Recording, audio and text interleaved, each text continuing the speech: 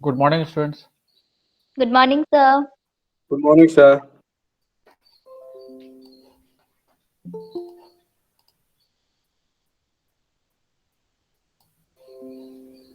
Slide दिख रही है? Yes, sir. ओके, तो हम लोग कंटिन्यू करते हैं और बाकी जो लोग आ रहे हैं धीरे धीरे उनको हम एडमिट करते जाएंगे बीच बीच में।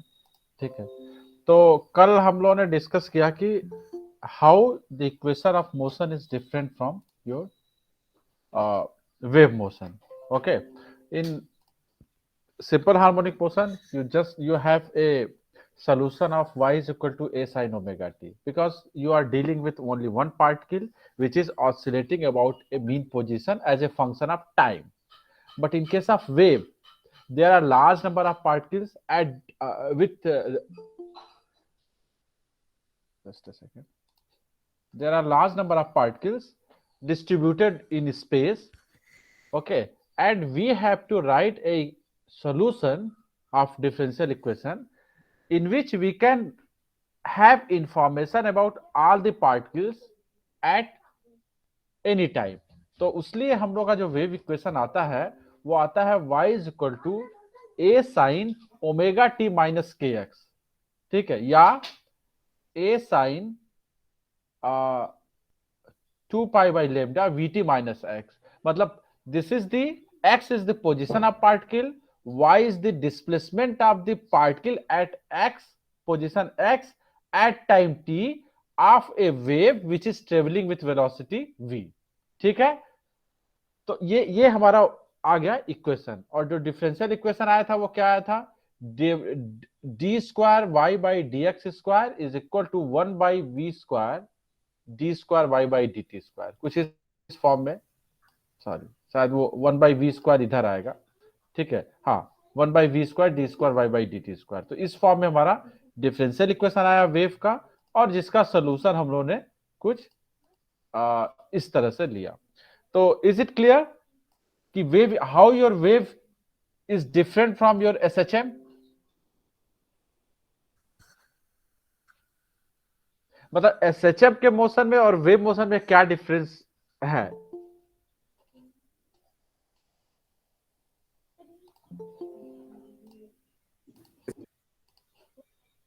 कोई बताएगा कि how your wave motion is different from SHM?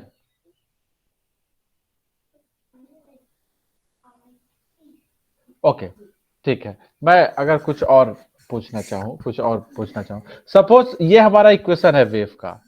अब किसी वेव में कोई पार्टिकल है, ठीक है, जो कि मान लो मूव कर रहा है. अगर हमें उस पार्टिकल की वेलोसिटी, वेव की वेलोसिटी है v, लेकिन अगर हमें पार्टिकल की वेलोसिटी कैलकुलेट करनी होगी, सपोज कोई पार्टिकल है जो पोजीशन x पे है, तो उस पार्टिकल की अगर velocity at time t calculate करनी होगी तो वो कैसे निकालेंगे हम लोग?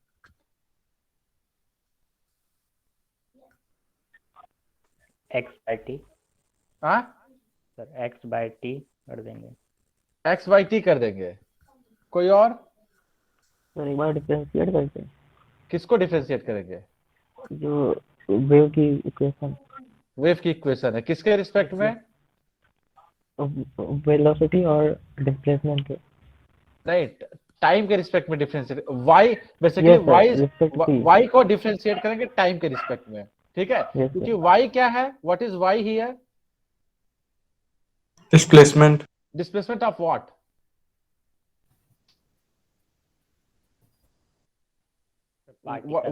Particle. Which particle? Because wave में तो जैसे अब एक रस्सी है, तो रस्सी में तो पूरा एक एंड से दूसरे एंड तक पार्टिकल हैं, या वाटर में तो पूरा एक एंड से किनारे तक पार्टिकल्स हैं. तो which particle? The particle at position x. ठीक है, हाँ. तो अब डिस्प्लेसमेंट ऑफ पार्टिकल, हमारा वेलोसिटी क्या होता है? Velocity is the differentiation of displacement of particle with respect to time.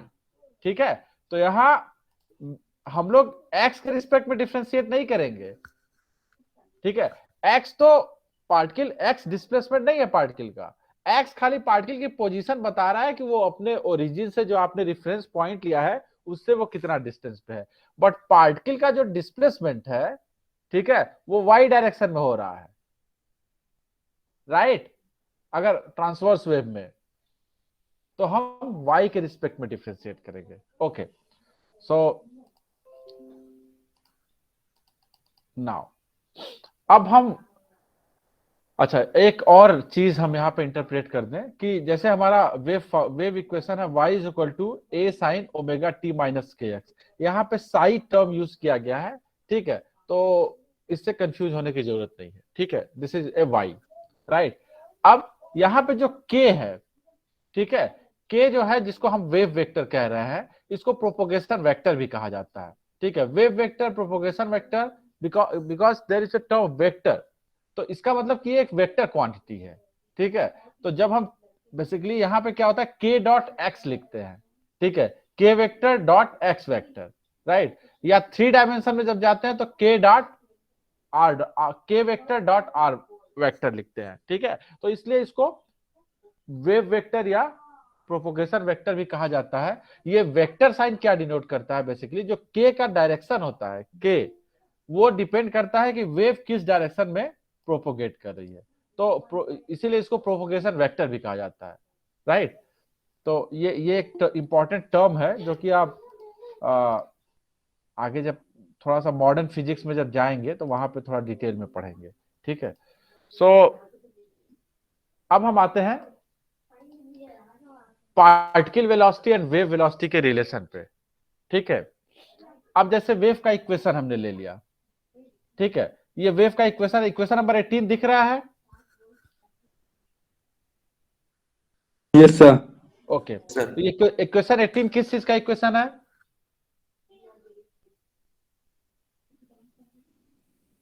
Wave का सर, वेव का इक्वेशन है, ठीक है। अभी जो हम लोगों ने 3-4 डिफरेंट इक्वेशन डिस्कस किए, उसी में से ये एक इक्वेशन है। अब यहाँ पे हमको अगर स्टैब्लिश करना है relation between particle velocity and wave velocity, यहाँ पे इस इक्वेशन में वेव वेलोसिटी क्या है,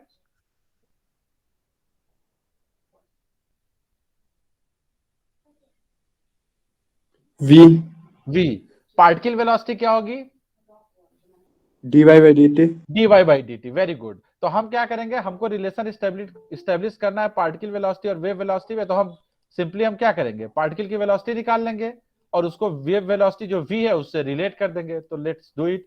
तो हम लोग सिंपली क्या करेंगे, डेवा y बाई डेवा t निकाल लिया, ठीक है, partial differentiation how y is changing with respect to time, okay. तो हमने डिफरेंशिएट कर दिया, डेवा y बाई डेवा t निकाला, which is this much, okay. And क्योंकि हम लोग को रिलेशन एस्टेब्लिश करना है वेव वेलोसिटी और पार्टिकल वेलोसिटी में, तो हम लोगों ने एक और डिफरेंशिएशन किया, del y with respect to x, ठीक है, हमें ये टर्म मिल गया। अब हमारा डेवा y by डेवा t divided by डेवा y बाई डेवा x is minus v, okay. अगर हम दोनों को डिवाइड कर दें, we will get this term, so डेवा y बाई डेवा t माइनस डेवा y बाई डेवा x, ओके।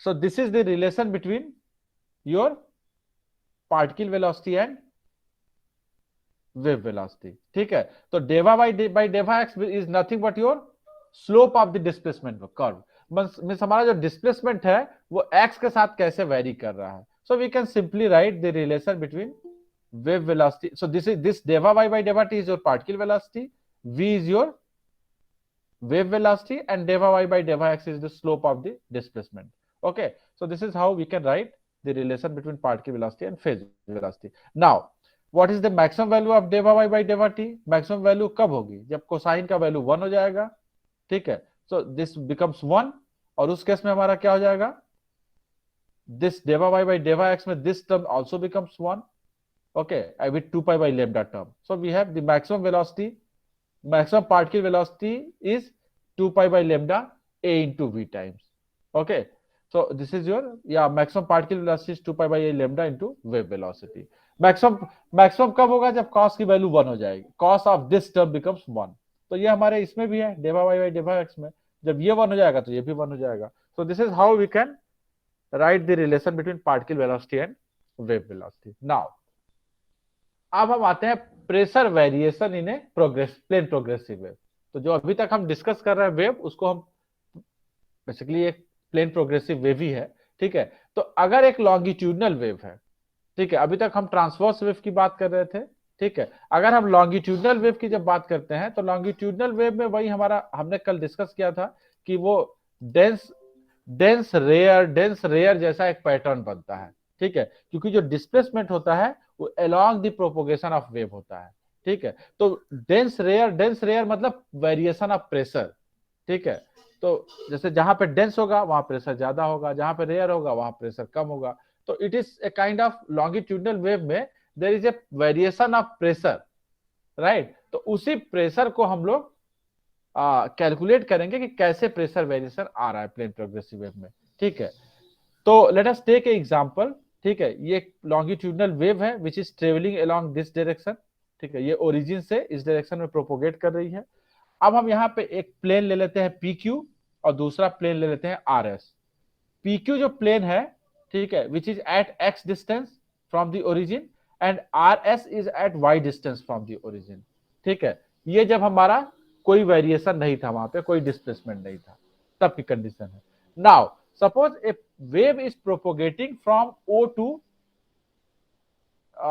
टू S, मतलब x डायरेक्शन में, मतलब x डायरेक्शन या मतलब इस पर्टिकुलर जो हम दे रहे हैं इस प्लेन के डायरेक्ट परपेंडिकुलर एक वेव प्रोपोगेट कर रही है। तो जब वेव प्रोपोगेट कर रही है तो जो PQ हमारा था, ठीक है, x डिस्टेंस पे, सपोज ये जो पार्टिकल्स था, अब पार्टिकल्स का डिस्प्लेसमेंट क्या होगा, जो PQ प्लेन में हमारे पार्टिकल्स हैं they will displace along the wave propagation. तो ये लॉन्गिट्यूडनल वेव है तो इनका डिस्प्लेसमेंट इसी डायरेक्शन में होगा जिस डायरेक्शन में वेव जा रही है। तो let's PQ particle in PQ plane displace from their original position और वो P प्राइम Q प्राइम पर आ गए।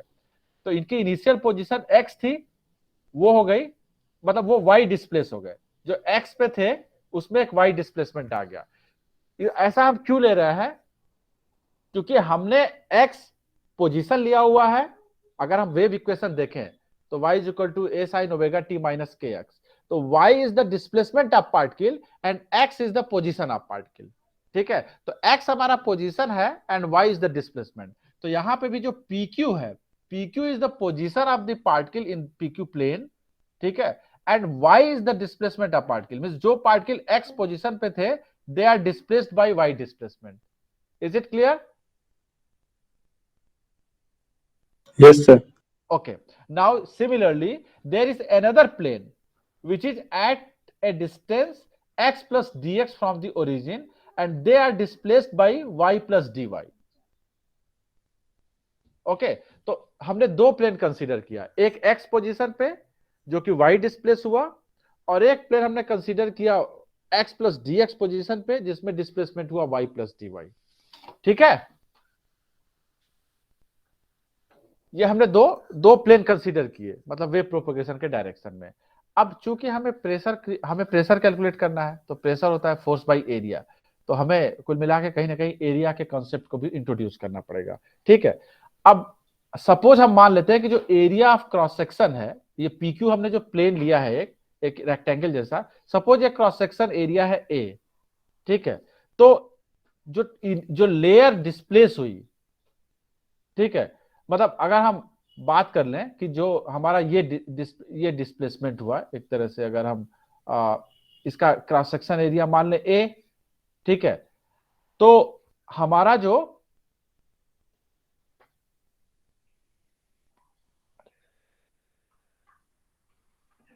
तो हम इसको अगर इस तरह से देखें, हमारा PQRS, ठीक है, हाँ, हमने दो प्लेन लिए हैं PQ और RS, ठीक है।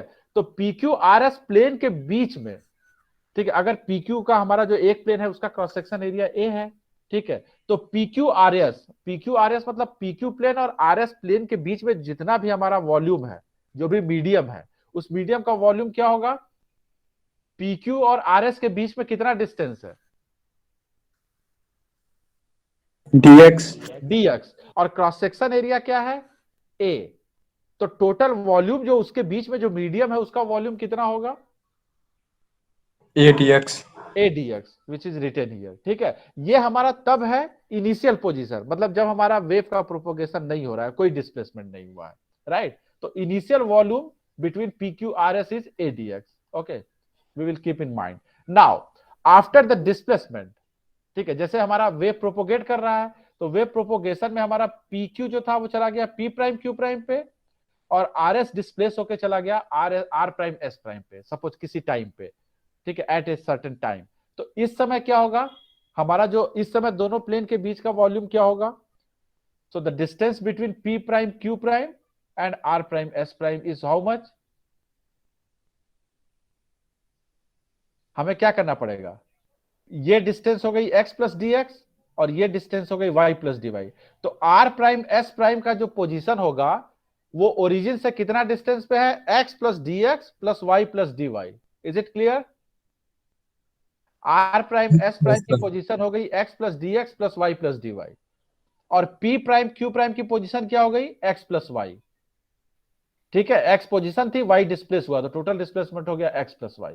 तो हम r प्राइम s प्राइम की पोजीशन में से p प्राइम q प्राइम की पोजीशन अगर सब्सट्रैक्ट कर देंगे तो हमको दोनों के बीच का डिस्टेंस मिल जाएगा। Is it okay? तो हमने क्या लिया, cross section area x plus D x plus Y plus D Y minus X Y minus X minus Y. तो this is the final volume of the medium in p prime q prime r prime s prime plane, so which comes out to be a dx plus dy।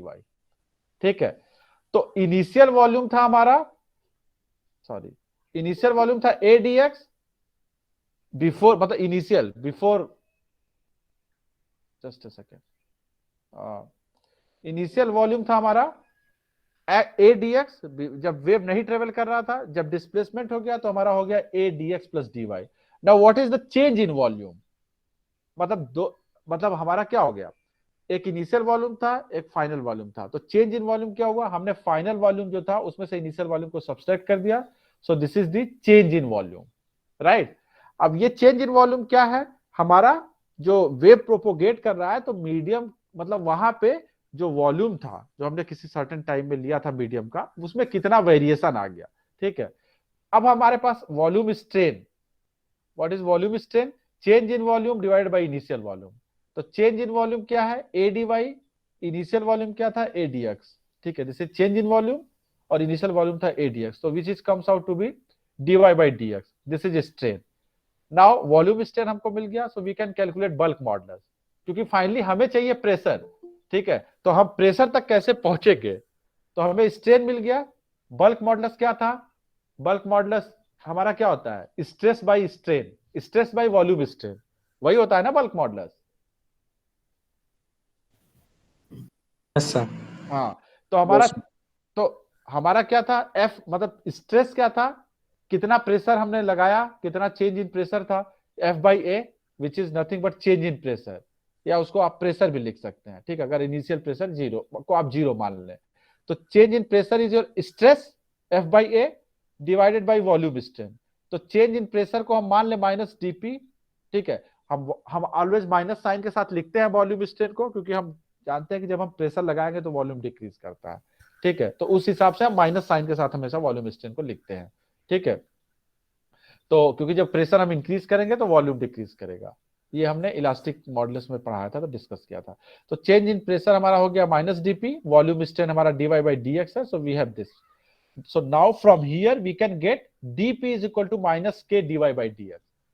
ठीक है, ये हमको मिल गया pressure variation of a longitudinal wave. अब dy by dx कैसा, अब जैसा dy बेसिकली, तो प्रेशर हमारा किस पे डिपेंड कर रहा है, it depends on dy by dx, और हमारा y क्या है, एक वेव का इक्वेशन डिस्प्लेसमेंट है। तो हम अगर हमको वेव का इक्वेशन पता है तो वी कैन डायरेक्टली कैलकुलेट उसका, हम फर्स्ट डेरिवेटिव ले लें x के रिस्पेक्ट में, हमको डायरेक्टली हमारा प्रेशर वेरिएशन मिल जाएगा। तो अब हम यहाँ पे देखते हैं। ठीक है, आ जाते हैं अपने रिजल्ट पे। ये हमारा है y as a function of x, wave तो ऐसे ही दिख रहा है हमारा। ठीक है, तो अगर वेव का इक्वेशन y क्या है, a sin 2 pi by lambda vt minus x, ये हमारा वेव इक्वेशन है y डिस्प्लेसमेंट। ठीक है, हम यहां से dy बाई dx कैलकुलेट कर लेंगे, ये आ गया, और dy बाई dx की वैल्यू हम यहां पुट कर देंगे, so we will get expression for pressure. It is just a simple mathematics.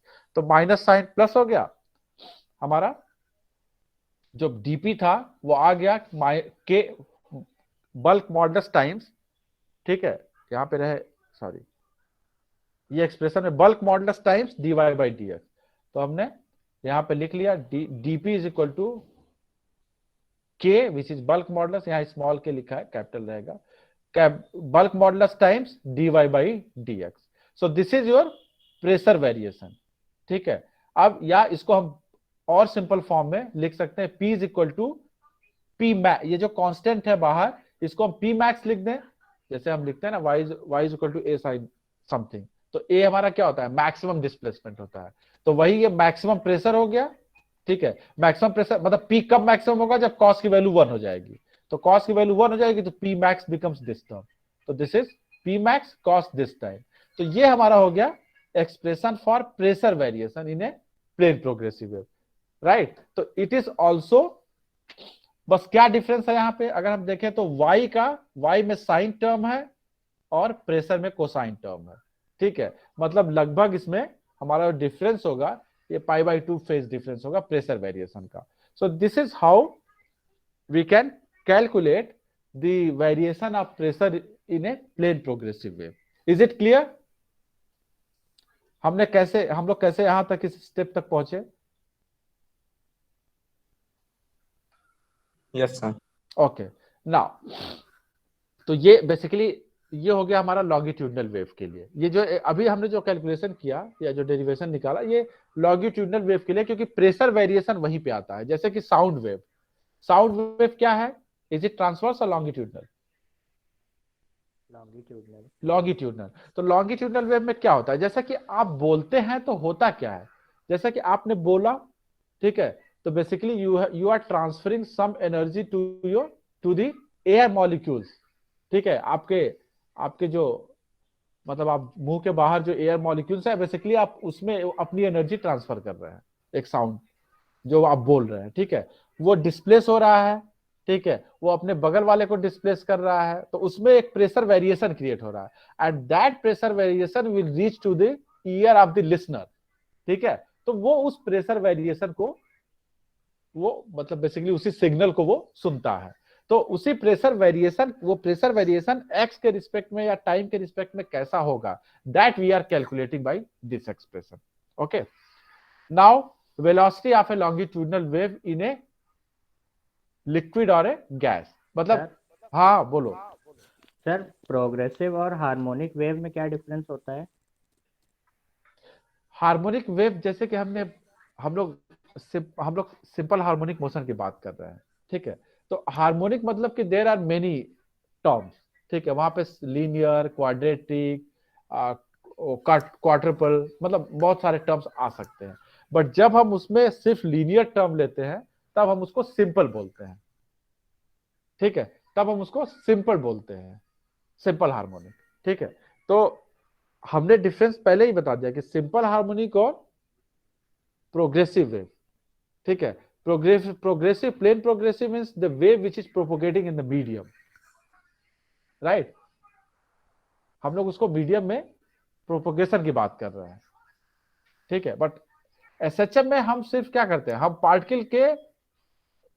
Particle को ही डिस्क्राइब कर रहे हैं। ठीक है, पार्टिकल से जो भी चीजें जनरेट हो रही है या तो उसको डिस्क्राइब कर रहे हैं। तो basically we are stick to the simple problem, right.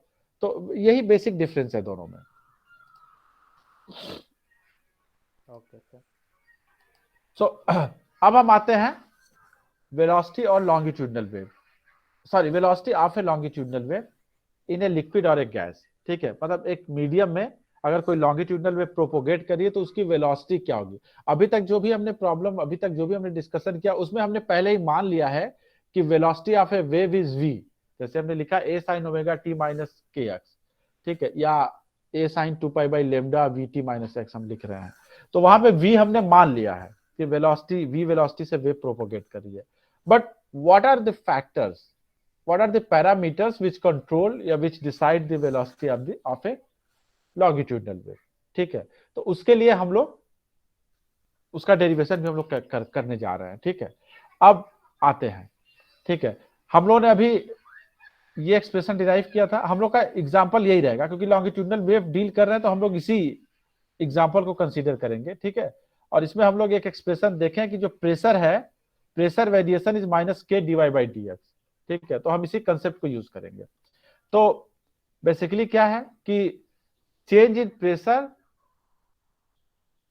और स्ट्रेस एक्टिंग ऑन एलिमेंट्री, मतलब किसी अगर हम वॉल्यूम लिए हैं, ठीक है, तो वो क्या आया हमारा, चेंज इन प्रेशर क्या आया था, this is change in pressure, what is this, this is actually the force acting on a unit cross section area, right, यही तो है हमारा pressure F by A, this is के D Y by D x. ठीक है, तो हम इसी एक्सप्रेशन से चल रहे हैं कि एलिमेंट्री अगर हमारा कोई वॉल्यूम है, मतलब क्रॉस सेक्शन एरिया को भी हम 1 मान ले रहे हैं और जो डिस्टेंस है उसको भी अगर हम 1 मान लें तो एलिमेंट्री वॉल्यूम हो गया, दैट इज के D Y by D x. ठीक है, तो फोर्स क्या होगा, व्हाट इज फोर्स, अगर हम प्रेशर से फोर्स लिखना चाहें तो हम ए से मल्टीप्लाई कर देंगे प्रेशर को, we will get the force K A D Y by D x. ठीक है, this is the force, actually the restoring force acting on the medium. ठीक है, जो हम बात करते कि वो x plus D X displace हुआ, तो वो डिस्प्लेस होने के लिए उस पर एक फोर्स एक्ट कर रहा है, उस पर एक फोर्स एक्ट कर रहा है। ठीक है, तो वो फोर्स का जो मैग्नीट्यूड होगा that is k A D Y by D x, right. Now अब अगर मतलब डी एक्स डिस्प्लेसमेंट होने के लिए हमने उतना फोर्स लिया, अब अगर y डी मतलब y plus D y displacement के लिए हमारा जो फोर्स होगा उसकी वैल्यू बढ़ जाएगी, क्योंकि ये तो y डिस्प्लेसमेंट करने के मतलब y डिस्प्लेस होने के लिए हमको इतना फोर्स लगा, तो y plus D y force लगने के लिए हमारा फोर्स जो होगा वो ज्यादा हो जाएगा, तो हमारा डिस्प्लेसमेंट जो होगा वो y प्लस डी वाई हो जाएगा, राइट। अब इसको अगर हम सॉल्व कर दें तो यहाँ पे हम देखें k A d by D x y plus D y को हमने d Y by D x into D x लिख दिया। ठीक है, एंड इसको हमने एक्सपेंड कर दिया, तो K A it becomes D Y by D x plus K A, now D Y by D X का डबल डेरिवेटिव। ठीक है, तो it becomes D square Y by D x square into D x. ठीक है, क्योंकि हमने ये term इस तरह से डिफ्रेंशिएट कर दिया, so D by D X का ये डबल डेरिवेटिव हो गया, right. Now what is the net force acting on the particle acting on the medium, तो नेट फोर्स क्या हो गया हमारा, ये हो गया एफ प्लस डी वर्फ माइनस दिस इज एफ। ठीक है, तो जो हमारा एलिमेंट है पी क्यू आर एस जो हमने लिया था, ठीक है, पुराना फिर से जाना पड़ेगा, तो नेट फोर्स, अब net force this restoring force and this is the F plus D F force, तो net force acting is F plus D F minus F.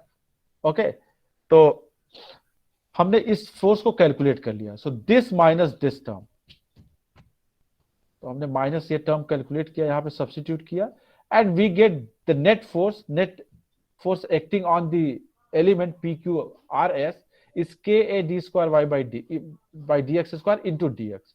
Okay, so this is your force and force is your mass into acceleration. Mass you can write, so अभी इसको हम छोड़ दे रहे हैं, ये तो हमारा फोर्स निकल गया, अब हम फोर्स को मास इंटू एक्सेलरेशन वाले एक्सप्रेशन से एक नया टर्म इंट्रोड्यूस कर रहे हैं, तो mass is volume into density into acceleration, volume is a into D x, density is rho, acceleration is d square Y by D T square. Now this force और ये force दोनों same होंगे, अगर हम कंपेयर कर ले दोनों को तो यहां से हमको मिल जाएगा, ये दोनों इक्वेट कर दिया हमने, इस फोर्स को और इस फोर्स को इक्वेट करने के बाद हमको मिल गया D square Y by D x square is equal to rho by K D square Y by D T square. Now हमको पता है कि D square Y by D x square is nothing but 1 by we square D square Y by D T square. इन दोनों equation को हम compare करेंगे तो हमें मिलेगा V square is equal to K by rho, या इसको अगर हम और सॉल्व करें तो v is equal to root k by rho, तो k यहाँ पे है बल्क मॉडुलस और रो यहाँ पे है डेंसिटी। तो बेसिकली जो वेलोसिटी ऑफ वेव है it depends on the two parameter, square root of it is directly proportional to bulk modulus of the medium, square root of bulk modulus of the medium, and inversely proportional to square root of the density of the medium. मतलब अगर density कम है तो velocity ज्यादा होगी, ठीक है, bulk modulus ज्यादा है तो वेलोसिटी ज्यादा होगी, डेंसिटी अगर ज्यादा है तो वेलोसिटी कम होगी। मतलब अगर आप बहुत डेंसर मीडियम में, ठीक है, अगर वेव का प्रोपोगेशन वेलोसिटी मेजर करेंगे and if medium is very very dense तो velocity will be small. Okay, so these are the two parameters on which velocity of propagation of a wave depends. Okay, तो ये हमारा एक important derivation है जो हम लोग कैलकुलेट करते हैं, और ये सिर्फ लिक्विड गैस के लिए नहीं है, लिक्विड के लिए भी है। ये जो एक्सप्रेशन हम लोग डिराइव किए हैं, this is for liquid as well as gas. Okay, now अब हमारा हो गया pressure variation, velocity of a wave. ठीक है, now energy, how your energy is transmitted. ठीक है, जैसे कोई वेव अगर प्लेन प्रोग्रेसिव वेव अगर हमारी लॉन्गिट्यूडनल वेव अगर हमारी प्रोपोगेट कर रही है, तो एनर्जी किस हिसाब से वैरी करेगा। ठीक है, मतलब वो कितना एनर्जी कैरी करेगी, राइट। तो उसके लिए हम लोग उसको भी हम लोग फाइंड आउट कर सकते हैं। ठीक है, मतलब वो कितना एनर्जी बेसिकली ट्रांसमिट कर रही है। तो एनर्जी तो ट्रांसमिट हम किसी डायमेंशन में ही करेंगे। तो एनर्जी बेसिकली हम जब एनर्जी ट्रांसमिशन की बात करते हैं तो एनर्जी पर यूनिट वॉल्यूम हम कैलकुलेट करते हैं, इसीलिए क्योंकि टोटल एनर्जी मीडियम तो इनफाइनाइट जैसा है। ठीक है, मतलब अगर कोई हम बोल रहे हैं तो वो तो इनफाइनाइट तक जा रहा है, तो हम energy transmitted in a unit volume basically हम कैलकुलेट करते हैं। तो उसके लिए हम क्या करते हैं, ठीक है, अब सपोज कोई हमारा वेव प्रोपोगेट कर रहा है तो उसका इक्वेशन है ये। ठीक है, पार्टिकल वेलोसिटी हम उसका फर्स्ट डेरिवेटिव कैलकुलेट कर लिए, हमको मिल गया dy by D T, right. अब dy बाई डी टी से हमने d square y by D T square calculate कर लिया, सेकेंड डेरिवेटिव हमको ये मिल गया। ठीक है, नाउ अब what is the kinetic energy of the particle? तो kinetic energy of the particle is what? Half mv square. ठीक है, मतलब जो भी मीडियम में पार्टिकल्स हैं बेसिकली क्या करना है हमें, तो उन्हीं की काइनेटिक जो एनर्जी का ट्रांसमिशन हो रहा है वो काइनेटिक एनर्जी ही तो हो रहा है। पार्टिकल का डिस्प्लेसमेंट ही तो, पार्टिकल का मोशन ही बेसिकली हम कैलकुलेट कर लेंगे पहले काइनेटिक एनर्जी। तो काइनेटिक एनर्जी हो गई हमारी हाफ mv स्क्वायर। तो हाफ मास क्या हो गया, रो इंटू वॉल्यूम। ठीक है, अब वॉल्यूम को हमने यहां पे dx लिखा है क्योंकि हमने एरिया को 1 मान लिया है, मतलब हम यूनिट एरिया मान के चल रहे हैं। तो basically this is the energy of A part, energy of the medium, ठीक है, having unit cross section area and dx is the length. ठीक है, मतलब हम एक अगर सिलिंड्रिकल क्रॉस सेक्शन ले लें या रेक्टेंगुलर क्रॉस सेक्शन ले लें तो उसका जो थिकनेस है वो dx हो गया, और जो क्रॉस सेक्शन एरिया हो गया वो हमारा a हो गया। तो और a को हम 1 मान ले रहे हैं, तो यहाँ पे हमारा 1 हो गया एरिया, तो रो इंटू dx हो गया, into velocity dy by D t. इसको जब हम सॉल्व करेंगे तो we will have this term. ठीक है, सो नाउ अब अगर हम और dx यहाँ पे dx टर्म आएगा, और अगर हम dx को यहाँ काइनेटिक एनर्जी के नीचे ले लें तो ये हो जाएगा kinetic energy per unit volume. अभी ये है kinetic energy per unit cross section area. ठीक है, so this is your kinetic energy term. Okay, now we can also calculate the force acting on the layer. तो हमको पता है force तो मास इनटू एक्सेलरेशन है। ठीक है, so we can also calculate this. Okay, and then we can calculate the potential, the work done also, right. So, and work done is nothing but your work done is your negative of potential energy. W is equal to minus वो potential energy is equal to minus W। ये हम लोगों ने जब conservative force discuss किया था तो वहां पे कैलकुलेट किया था। तो now this is the force. तो फोर्स हमारा ये हो गया mass into acceleration, acceleration d square y by dt square, और रो dx हमने ले लिया। So this is our force term, right. Now we can calculate the work done by this force, क्योंकि हमारा जो मीडियम है उसमें एक रेस्टोरिंग फोर्स है जिसकी वैल्यू ये है। तो वर्क डन हमने कैलकुलेट कर लिया, F dot D Y is work done. Now अगर हम 0 टू y टोटल डिस्प्लेसमेंट के लिए वर्क डन करें तो हमने इंटीग्रेट कर दिया 0 to y, and this is our work done. If you solve this integral we will have this work done. तो work done negative, and negative of work done is our potential energy. तो हमने potential energy क्या किया, work done का हमने negative कर दिया और हमें मिल गया potential energy term. Now what is the total energy? ठीक है, total energy of the medium of the layer inside this rectangular और सिलिंड्रिकल वो जो शेप हमने लिया है। तो total energy is kinetic energy plus potential energy which is comes out to be this much. और अगर हम एनर्जी डेंसिटी की बात करें तो एनर्जी पर यूनिट वॉल्यूम, तो हमने energy per unit volume means ET by V। तो क्रॉस सेक्शन एरिया है A और जो हमारा थिकनेस है वो dx है। तो 1 इंटू dx, तो dx से हम डिवाइड कर देंगे तो हमको मिल जाएगा energy total energy of the medium per unit volume. So we have, तो हमारा जो एनर्जी मतलब total energy of the medium, जो किसी एक पर्टिकुलर हम वॉल्यूम ले लें अगर किसी मीडियम का जहां वेव प्रोपोगेट कर रही है, तो उसकी एनर्जी कितनी है या वो हम कैलकुलेट कर सकते हैं, और वही एनर्जी जितनी है वो अपने नेक्स्ट नियरेस्ट जो नेक्स्ट नियरेस्ट नेबर्स हैं मॉलिक्यूल्स या मीडियम, उसको वो ट्रांसमिट करता है. Okay, so this is how we calculate the total energy. Now if you want to calculate average energy, you can also calculate the average, जो हम लोग SHM में कैलकुलेट किए थे, average kinetic energy, average potential energy. Basically हमारा difference SHM और wave motion में बस यही डिफरेंस है कि हमारा इक्वेशन मॉडिफाई हो गया. उसके बाद बाकी जो कैलकुलेशंस हैं, energy calculation, average energy calculation, total energy calculation, वहां पे भी काइनेटिक एनर्जी, पोटेंशियल एनर्जी हम लोगों ने कैलकुलेट किया था, फिर उनका सम करके टोटल एनर्जी कैलकुलेट किया. So the whole exercise is same.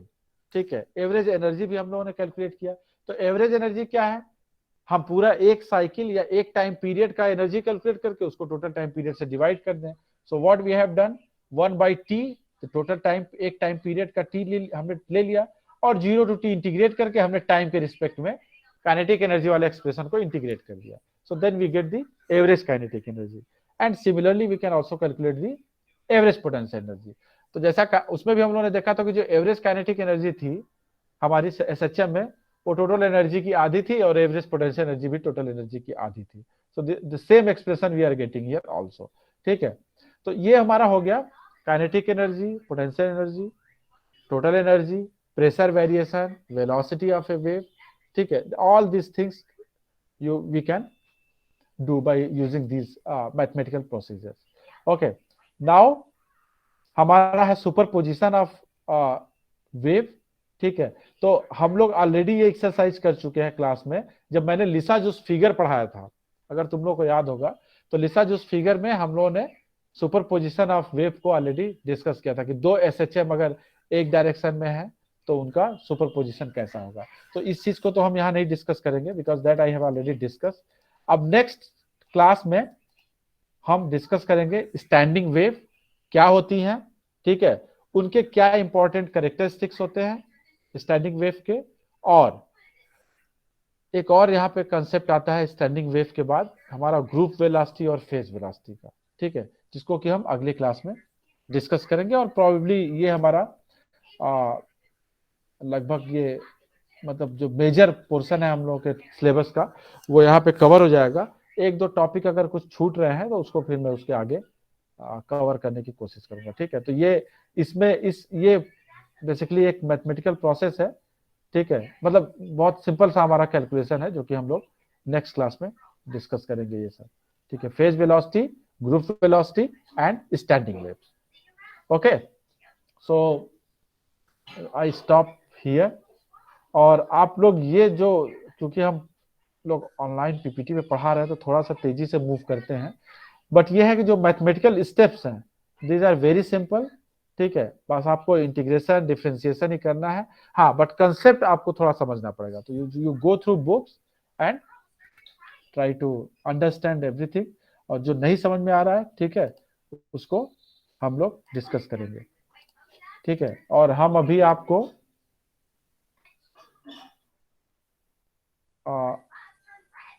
अपना ईमेल आईडी शेयर कर रहे हैं जिसपे कि आप लोगों को अपना असाइनमेंट और वो हमको अपना प्रेजेंटेशन दोनों आप लोग ईमेल करिए.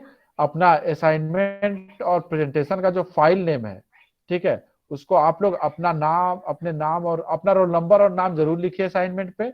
और वीडियो भी भेज रहे हैं तो उस पर भी अपना नाम, मतलब ईमेल में अपना नाम और रोल नंबर जरूर मेंशन करिए. ठीक है, क्योंकि कई बच्चों के नाम एक जैसे होते हैं तो उसमें फिर कंफ्यूजन हो जाती है. ओके सर कल तक भेज सकते हैं ना? हाँ, कल मतलब ये संडे, कल संडे है, आप लोग मंडे ट्यूसडे तक आप लोग सब लोग भेज दीजिए. ठीक है, हाँ, क्योंकि ट्यूसडे के बाद फिर हम किसी और क्लास का मंगाएंगे. ठीक है, तो आप लोग, हमने ईमेल शेयर कर दिया है. ठीक है, as.evaluation@gmail.com. ठीक है, ओके सर.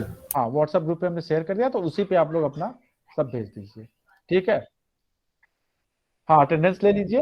और थोड़ा आप लोग एक्सरसाइज ये सब वेव का करते रहिए, ठीक है, क्योंकि मतलब हमको ऑफलाइन में तो मैं आप लोगों से इंटरेक्ट कर लेता हूँ अच्छे से, ठीक है, तो वहां पे हमको समझ में आता है कि Yes. क्या चीज आप समझ पा रहे हैं और कहाँ पे आप नहीं समझ पा रहे हैं, तो चेहरा देख के हमको समझ में आता है, देन हम उस पर रीफोकस कर लेते हैं, ठीक है, उसको हम लोग थोड़ा और डिटेल में या रिपीट करके डिस्कस कर लेते हैं। और यहाँ पे हमको कुछ उतना समझ में आता नहीं कि आप लोग क्या पॉइंट मिस कर रहे हैं और क्या नहीं मिस कर रहे हैं, ठीक है, और वो डिफरेंस आप लोगों को मेरी ऑफलाइन और ऑनलाइन टीचिंग में भी अच्छे से दिखता होगा, ठीक है। तो मतलब जो बच्चे रेगुलर क्लास में आए होंगे तो उनको वो डिफरेंस समझ में आ रहा होगा कि ऑनलाइन में चीजें कैसे चेंज हो जा रही है। बट ठीक है, उधर हम लोग के मतलब उधर तो कोविड आ गया तो चीजें ऑनलाइन मोड में चली गई, उसके बाद एग्जाम शुरू हो गए आपके एमएससी के, ठीक है, और एग्जाम जो हो रहा है वो आपका सब मतलब फर्स्ट हाफ में होता है, तो इसलिए हम लोग को ऑनलाइन मोड में जाना पड़ रहा है, और जो सेकेंड हाफ में होता है वो ऑफलाइन में है। बट एनीवे, तो नेक्स्ट वीक में शायद एग्जाम्स नहीं होंगे, ठीक है, मतलब हमको जैसा लग रहा है, अगर एग्जाम नहीं शेड्यूल्ड हो, क्योंकि अभी बीएससी के भी एग्जाम शुरू हो गए, तो बीएससी का एग्जाम नॉर्मली डिपार्टमेंट में हमारे नहीं होता है, एमएससी का एग्जाम तो डिपार्टमेंट में होता है। तो अभी सेकेंड सेमेस्टर का तो अच्छा थर्ड सेमेस्टर का चल रहा है, तो एमएससी फर्स्ट, अच्छा लेकिन इसके बाद एमएससी फर्स्ट सेमेस्टर का एग्जाम शुरू हो जाएगा। तो एनीवे, तो हम आपको मैसेज कर देंगे कि अगला नेक्स्ट वीक में क्लासेस हमारी ऑनलाइन होंगी कि ऑफलाइन, ठीक है, क्योंकि अब मुझे लगता है 2-3 क्लास और होगी मैक्सिमम, ठीक है। Okay sir. हाँ, तो 2 से 3 क्लास और होगी, तो प्रोबेबली नेक्स्ट वीक तक मैं मतलब ये सारी चीजें खत्म कर, क्योंकि अब स्टैंडिंग वेव और ये वेव मतलब वही group velocity phase velocity concept यही बचा हुआ है, और बाकी 1-2 टॉपिक अगर कुछ और अनटच होंगे तो उसको भी हम लोग देखेंगे। हाँ, क्या चीज? नहीं नहीं, मेरा 2 से 3 कहने का मतलब है कि मेरे 2-3 लेक्चर और होंगे, 2 से 3 नहीं होगा, ठीक है। हाँ, मतलब मेरा कहने का मतलब अब नेक्स्ट वीक में 3 लेक्चर होगा, तो शायद नेक्स्ट वीक तक हमारा कोर्स कवर हो जाएगा, मेरा ये कहना है, ठीक है। तो नेक्स्ट वीक में भी 3 लेक्चर मिलेंगे ना हमको। हाँ, तो मेरा कहने का मतलब है 2 से 3 क्लास और मेरी बची हुई है, ठीक है, क्योंकि अभी हमको लगता है कि ऑनलाइन मोड में तो यार 45 मिनट 1 घंटे ही बहुत है, इतना सारा कुछ आदमी बोल देता है, इतना सारा कुछ मतलब डाइजेस्ट करना भी आसान नहीं है। तो इसलिए नेक्स्ट वीक में हम लोग अभी अपना क्लास जारी रखेंगे, ठीक है, और शायद नेक्स्ट वीक मतलब नेक्स्ट सैटरडे तक हम फिर डिक्लेयर कर दें कि मतलब हो गया, जो कोर्स था वो कंप्लीट हो गया। उसके बाद आप लोग अपना प्रैक्टिस करिए और अपना एक्सरसाइज करिए और थोड़ा एग्जाम की प्रिपरेशन भी करिए, ठीक है, उसी हिसाब से तो इन सब चीजों का ध्यान रखिए, ठीक है। तो अटेंडेंस हो गई है, तो अब मैं एंड कर रहा हूँ मीटिंग, फिर हम लोग नेक्स्ट वीक में मिलेंगे, ठीक है। Thank you. Okay, thank you.